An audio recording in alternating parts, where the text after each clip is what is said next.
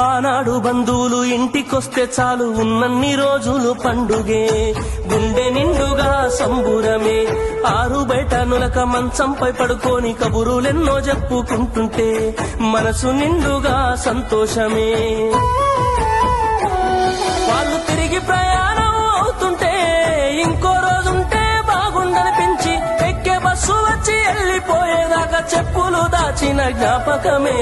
బరువైన గుండెతో బాధపడేది కన్నీళ్లతోనే సాగనంపేది, బరువైన గుండెతో బాధపడేది కన్నీళ్లతోనే సాగనంపేది. ఆనాటి ప్రేమలు ఏమాయరో, బంధాలు బంధుత్వమెటువాయరా.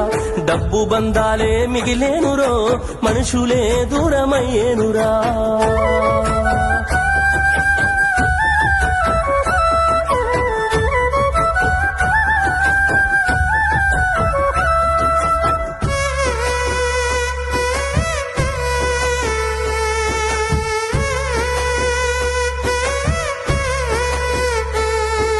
రాను రాను మనిషి కొత్తదనము కోరి స్వార్థముతోనే బతుకుతుండే, విలువలన్నీ నేడు మరిచిపోయే.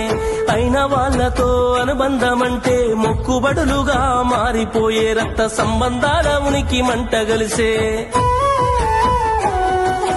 ఒకటే ఊరిలో ఉంటున్నా ఏడాదికోసారి కలుసుడాయే, ధనవంతులుగా కొంత మారిపోతే నిరుపేద బంధువుల మరిసిపోయే.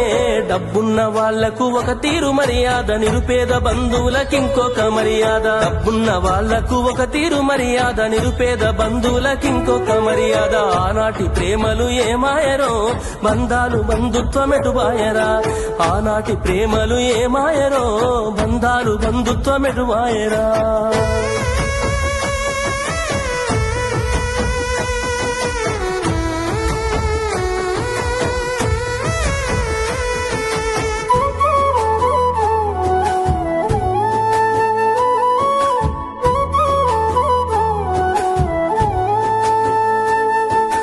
రక్తం పంచుకొని ఒకటే ఇంటిలో జన్మను ఎత్తి కూడా పెరిగిన అన్నదమ్ములైన అక్క చెల్లెళ్ళైన వేడుక ఏదైనా జరిగితే తప్ప కలుసుకోవడం జరగదాయే. మనసారా మాట్లాడుకోరాయే.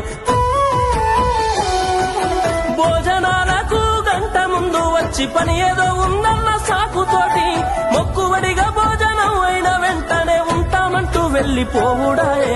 కనతల్లిదండ్రులను పలకరించే తీరిక లేని సంపాదనాయే, కనతల్లిదండ్రులను పలకరించే తీరిక లేని సంపాదనాయే. ఆనాటి ప్రేమలు ఏమాయరో, బంధాలు బంధుత్వమెటువాయరా.